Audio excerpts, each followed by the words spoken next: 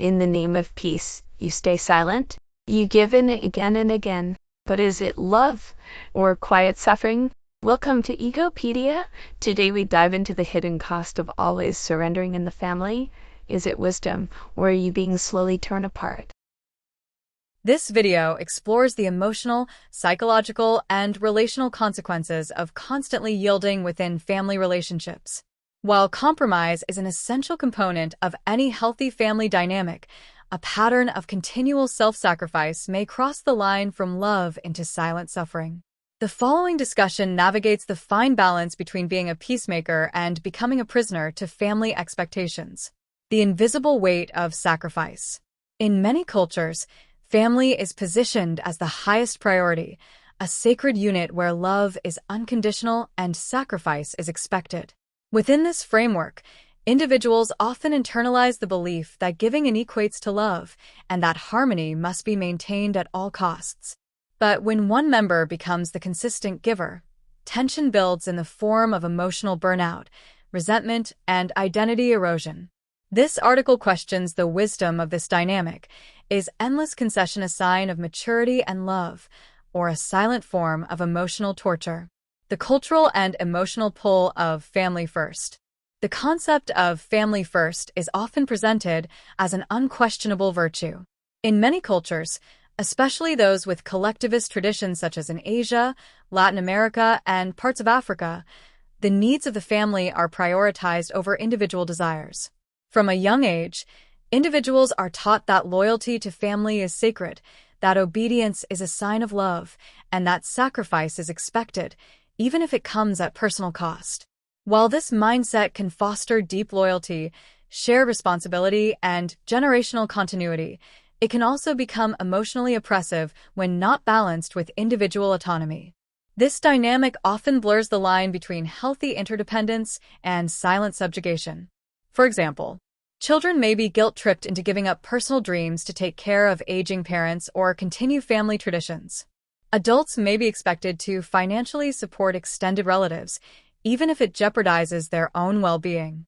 Women, in particular, may be conditioned to self-sacrifice more than other family members, often becoming the invisible backbone of household peace at the cost of their own aspirations.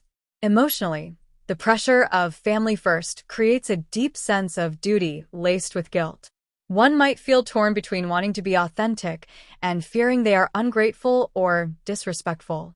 In some families, even voicing discomfort or setting a boundary is interpreted as rebellion or betrayal.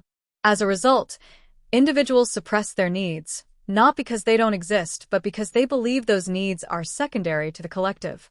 This value system is further complicated by religious teachings, cultural folklore, and even media, which often glorify the suffering, selfless family member as the moral hero. In such environments, endurance is romanticized while self-care is stigmatized as selfishness. In reality, this unspoken expectation to continuously give in does not always create stronger families. It often breeds silent resentment, emotional burnout, and cycles of guilt that pass from one generation to the next. If the family-first narrative is not consciously examined, it can become a tool of emotional conformity rather than true belonging. To reclaim a healthy family dynamic, it's crucial to evolve this phrase from family first no matter what to family matters, but not at the cost of your soul. Love, after all, should not come with the price of invisibility. The psychology behind always saying yes. Constantly saying yes in family relationships is not merely a behavioral habit. It is often the result of deep psychological patterns formed over years, even decades. These patterns are frequently rooted in childhood conditioning, emotional survival mechanisms, and internalized beliefs about worth, love, and identity. 1. Fear of conflict and rejection. One of the most common reasons people habitually say yes is fear of conflict.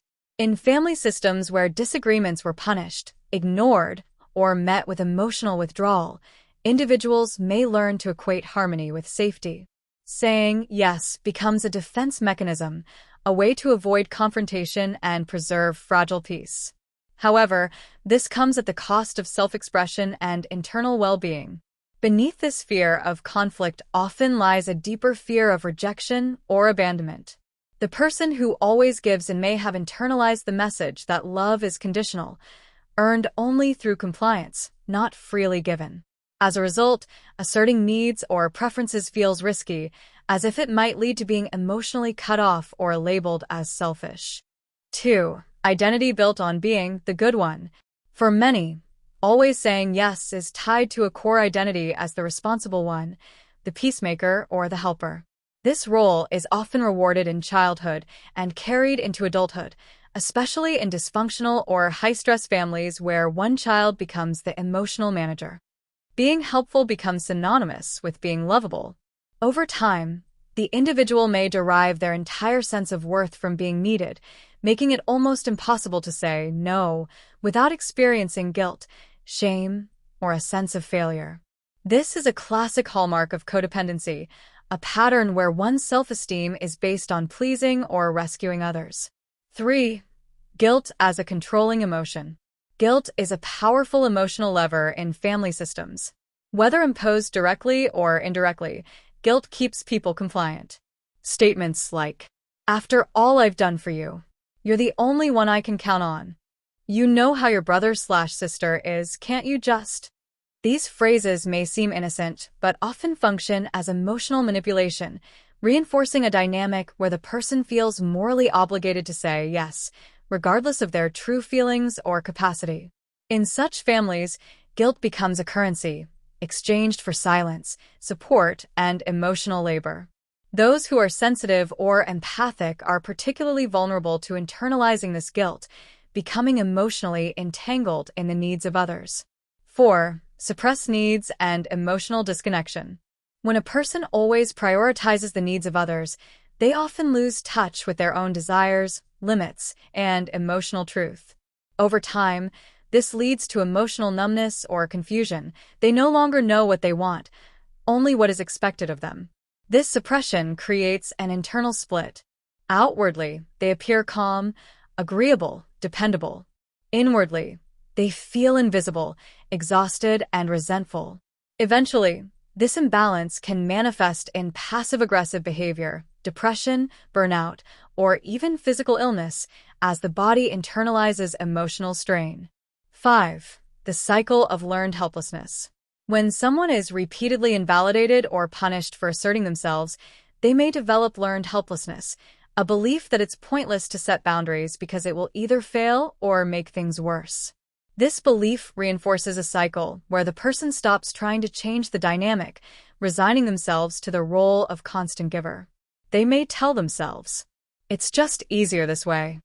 They won't change, so why bother? It's not worth the fight."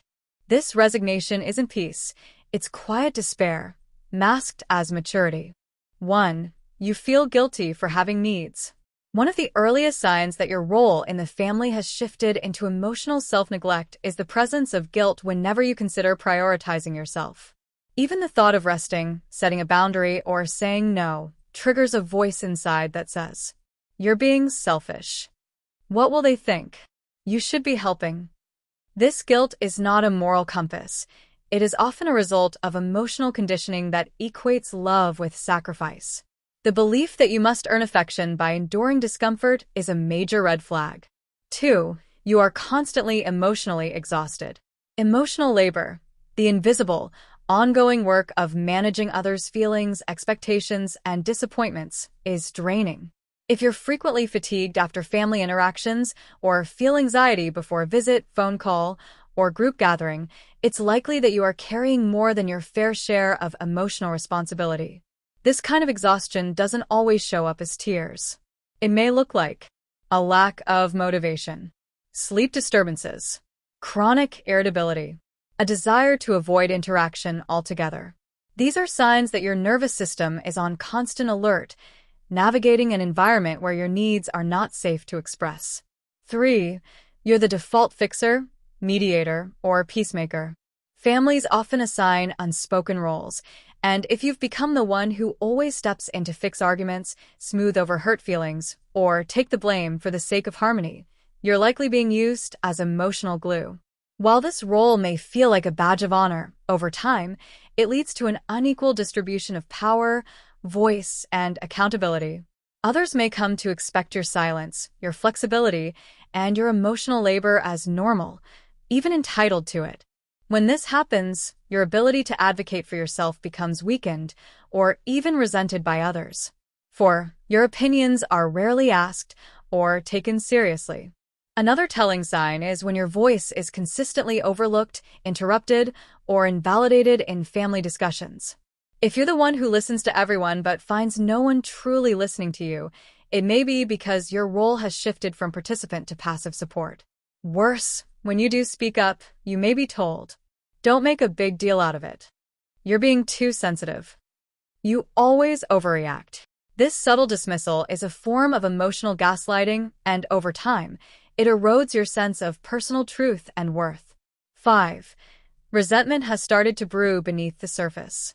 No matter how kind, giving, or patient you are, unchecked one-sidedness leads to resentment. This emotion might not show itself loudly, especially if you're used to suppressing it, but it will manifest in other ways. Passive-aggressive comments, a withdrawal or avoidance, a quiet bitterness during family celebrations or milestones, fantasies of escape or emotional detachment. Resentment is often a signal that your boundaries have been crossed repeatedly and that you feel powerless to stop it. Wisdom is not the absence of conflict, but the presence of self-respect. Recognizing these signs isn't about blaming others or becoming cold-hearted. It's about waking up. True wisdom isn't measured by how much you can tolerate, but by how consciously you live in alignment with your truth. If your silence is costing you peace, and your yes is coming from fear rather than choice, it's time to rethink what love, respect, and family mean to you. You were not born to be a buffer for other people's emotional chaos. You are allowed to stop absorbing, start choosing, and finally take up space in your own story. The long-term effects of self-erosion. When you constantly put others' needs above your own, especially within a family context, you may not notice the effects right away. But over time, the emotional, psychological, and even physical costs of self-erasure begin to surface. Self-erasure isn't simply about staying silent or saying yes too often. It's about consistently shrinking yourself to make others comfortable, to avoid conflict, or to maintain an illusion of peace. And like any erosion, the damage happens slowly until one day, there's nothing left to give. 1. Loss of personal identity. When your existence is shaped entirely around what others expect or need from you, your own desires and values begin to blur. You may forget what you enjoy, what you believe in, or what truly matters to you outside of your role in the family. You become known not as a whole person, but as the dependable one, the one who never complains, or the fixer. Over time, this leads to an identity crisis, a painful realization that you've built your life around others, not around yourself. This identity loss may manifest in thoughts like, who am I outside of this family? What do I actually want? Do I even matter if I'm not useful to them? 2. Chronic low self-worth. Self-erasure often breeds a quiet but persistent belief that your needs are less important, or worse, that your worth is conditional on how much you endure. You begin to internalize a sense of unworthiness, where the only way to be valued is through self-sacrifice. Compliments feel undeserved. Success feels hollow. Any attempt at self-care may feel indulgent or shameful. This mindset doesn't just damage your relationship with others, it damages the relationship you have with yourself, creating an internal narrative where love equals labor and boundaries equal betrayal. 3. Emotional burnout and numbness. Constantly giving in creates emotional fatigue. You may reach a point where you stop feeling altogether. Emotions like joy, anger, sadness, and excitement are dulled by years of suppression. You may say, "I'm fine," out of habit, even when you're deeply unwell. This emotional numbing is a form of self-protection, but it also isolates you from the full experience of being human. Eventually, this numbness can lead to anxiety or depression, a lack of motivation, disconnection from loved ones, a growing sense of hopelessness. It becomes difficult to feel alive when every choice is driven by obligation instead of authenticity. 4. One-sided relationships that breed resentment. When you always say yes, others often stop asking whether you want to. They assume your availability, your support, and your silence. This one-sided dynamic creates relationships based on utility, not mutual respect. Over time, this imbalance fosters bitterness, not because you don't care, but because you feel invisible and taken for granted. You may find yourself silently counting every sacrifice, every unacknowledged effort, every moment of being overlooked. But because you've trained everyone and yourself to believe that you're fine, your pain stays buried beneath a smile. 5. Missed opportunities for growth and fulfillment. Perhaps the most tragic consequence of self-erasure is the opportunity cost. The dreams deferred, the passions ignored, the paths not taken. When your energy is consumed by others' needs, there is little left to invest in your own growth. You may wake up years later with a lingering sense that you've lived someone else's life, not your own. You might never know what you could have become if you had pursued your passions. How different your life would be if you had drawn boundaries sooner. What it feels like to be loved for who you truly are, not just what you can provide. You deserve to exist fully, not just function quietly. Self-erasure may begin with noble intentions, love, loyalty, tradition, but it ends in emptiness. You are not being noble when you disappear for others. You are simply slowly disappearing. And the people who truly love you do not want your silence or your compliance. They want your presence, your truth, and your full aliveness. Reclaiming yourself is not betrayal. It is healing. It is survival. It is your birthright. Redefining wisdom, from self-sacrifice to self-awareness. For generations, especially in many cultures and family systems, wisdom has often been equated with self-sacrifice. The person who endures the most, who stays silent for the sake of peace, who gives without question, this is the one labeled wise. But as we evolve emotionally and psychologically, we begin to see that true wisdom is not found in self-erasure, but in self-awareness. It's not about how much you give up, it's about how well you understand why you give, how much, and to whom.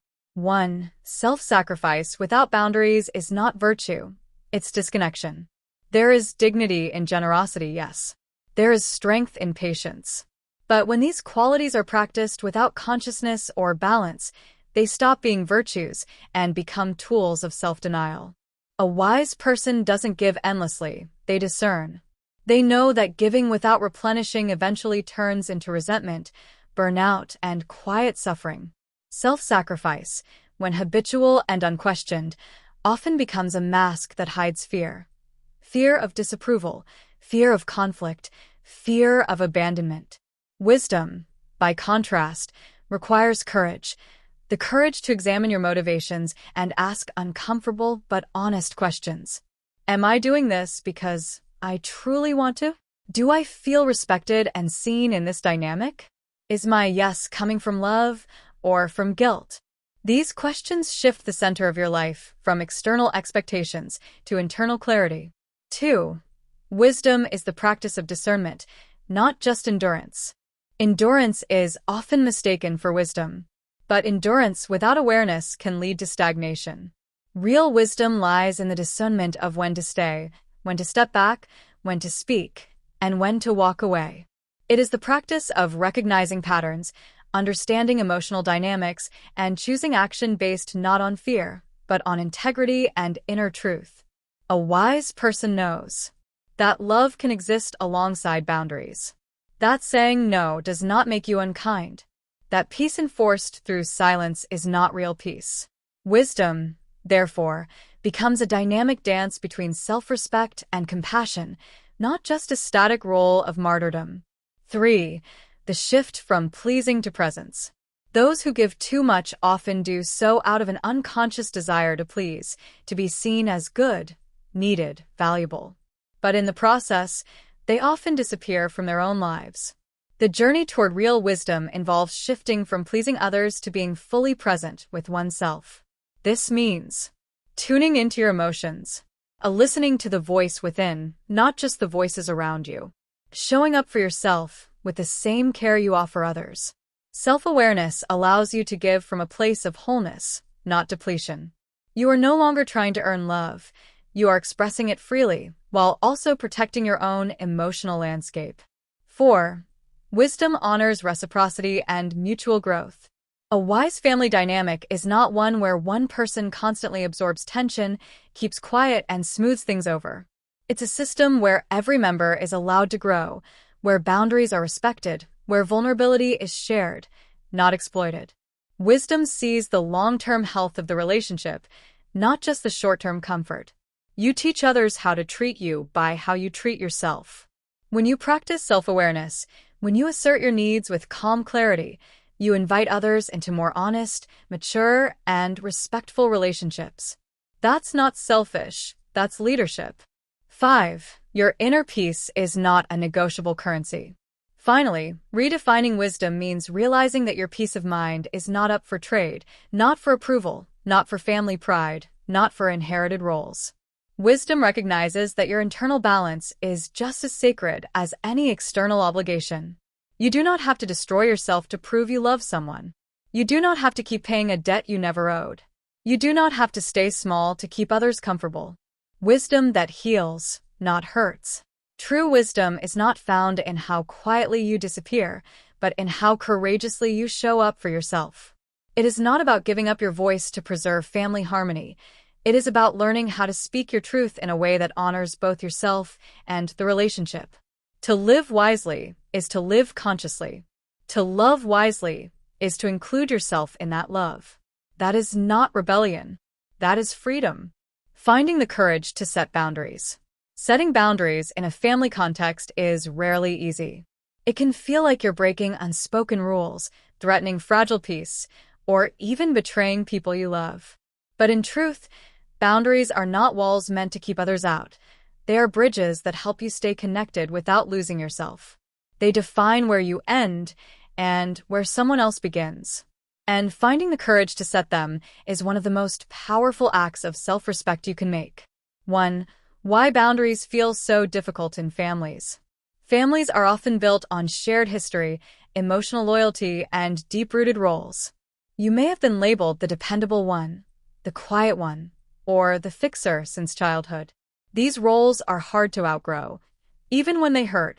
That's why setting a new boundary can feel like you're changing the entire emotional contract, and in some ways you are. You might fear disappointing those who rely on you, being accused of selfishness or coldness, causing conflict or rejection. But here's the truth. Avoiding temporary discomfort only prolongs deeper pain. The longer you ignore your needs, the louder your inner voice cries out through resentment, burnout, or silence. 2. Boundary setting is not rejection, it's clarity. Many people confuse boundaries with rejection. In reality, a boundary is not about pushing someone away. It's about making the relationship sustainable. It's about saying, I want to stay connected to you, but I can't do that if I'm constantly overwhelmed, unheard, or disrespected. Healthy boundaries sound like, I can't take this on right now. I need time to think about this before saying yes. I'd love to help, but only if we can make it a shared effort. These are not attacks, they are acts of clarity. You are simply revealing the truth about what you can and cannot give, and trusting the relationship enough to be honest. 3. The emotional courage behind every no. Every boundary you set carries a risk. You might be met with guilt-tripping, anger, manipulation, or passive aggression. That's why it takes real emotional courage to hold your ground. But with each no you say with intention, you reclaim a part of yourself. You show your inner child that their needs matter. You tell your future self that peace doesn't come from pleasing everyone. It comes from honoring your own limits. This courage doesn't come all at once. It builds over time, moment by moment, choice by choice. Start small. Say no to something minor, and observe the reaction. Practice self-soothing after setting a limit. Remind yourself, I'm not doing this to them. I'm doing this for me. 4. Boundaries create healthier relationships, not loneliness. One of the greatest fears about boundary setting is that it will lead to isolation. But in truth, relationships without boundaries are often the most fragile. They depend on performance, guilt, and unspoken expectations. When you begin to speak openly, people either rise to meet your truth or reveal they never truly valued it. And while some relationships may shift or fade, the ones that remain will be stronger. Why? Because they are built not on duty, but on mutual respect and real connection. You'll find more energy to be present with people you love, a less resentment and internal conflict, a growing sense of self-worth that doesn't depend on sacrifice. 5. You are allowed to protect your peace. Perhaps most importantly, boundary setting is an act of radical permission. You are allowed to say, "This is too much." You are allowed to need space, time, quiet, respect, and rest. You are allowed to be a full person, not just a role you've outgrown. Your peace is not selfish. Your limits are not unkind. Your boundaries are not betrayal. They are your birthright. Courage begins with one honest step. Setting boundaries may not feel brave at first. It may feel awkward, guilty, or terrifying. But with every small step, you begin to rewire your emotional life. You begin to live in alignment with your truth. And in doing so, you teach your family, not through blame, but through example, that love without boundaries is not love. It's obligation. You deserve to love without losing yourself. And that journey begins the moment you find the courage to say, "This is what I need." Love without losing yourself. In the complex, emotional world of family, love is often painted as selfless, enduring, and unconditional. And while these ideals can be beautiful, they can also become distorted when love is expected to come at the cost of your own identity, energy, or emotional well-being. The truth is, you can love deeply without disappearing, and you can care wholeheartedly without collapsing under the weight of everyone else's needs. 1. Real love does not require disappearance. Love is not a transaction where the more you give, the more you're valued. True love does not require silence, self-denial, or exhaustion as proof of devotion. It is not your job to carry the emotional burdens of an entire family system alone. It is not your role to fix everything, to never say no, or to always be available. If you have been taught that love equals sacrifice, then this new truth might feel foreign or even wrong. Love is strongest when it is rooted in mutual respect, not martyrdom. You are allowed to be loved as a whole person, with needs, limits, dreams, and a voice. 2. Rediscovering the self within the system. Many people realize too late that they've lived decades being who their family needed them to be, never who they truly are. But it is never too late to return to yourself. To reclaim your identity, your joy, your desires, and your voice is not selfish. It is essential.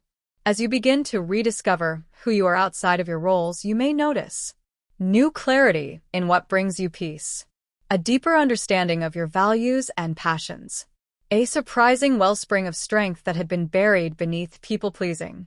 Your family relationships may shift, but those changes are part of the healing. Some may resist. Others may follow your lead. But in all cases, you are finally building a life that includes you. 3. Loving with boundaries is loving with integrity. When you set healthy boundaries, you're not withholding love, you're protecting it. You are creating a container where love can breathe, not suffocate. Relationships thrive when they are based on honest communication, shared responsibility, and emotional safety. Saying, "I can't" is not a failure. Saying, "I need space" is not rejection. Saying, "I matter too" is not arrogance. These are the words of someone who is learning to love from a place of wholeness, not depletion. 4. You are not alone in this journey. Perhaps the most comforting truth is this: you are not the only one. Across the world, in countless families, people are waking up to the realization that love and duty have been confused for far too long. They are beginning to ask deeper questions. They are daring to say no for the first time. They are rebuilding their lives on foundations of authenticity rather than obligation. You are part of a quiet but growing movement of people choosing to love without losing themselves. 5. The new definition of love in families. The healthiest families are not perfect. They're not conflict-free. They're not dependent on one member sacrificing everything. The healthiest families are fluid, adaptable, emotionally honest, and respectful of each person's individual path. Love in these families is not a burden, it's a resource. It doesn't drain, it sustains. And even if your family never reaches that place, you can start with yourself. You can become the kind of person, and perhaps one day, the kind of parent or sibling who models a love that is wise, balanced, and grounded. You are worth including in your own love story. Loving without losing yourself is not only possible, it's your birthright. You were not born to be a silent supporter of everyone else's life. You are not just a caretaker, a peacemaker, or a background character. You are the author of your own story, and love, real love, should never demand that you erase the very person you were meant to be. Let your love be generous. Let it be kind. But most importantly, let it include you.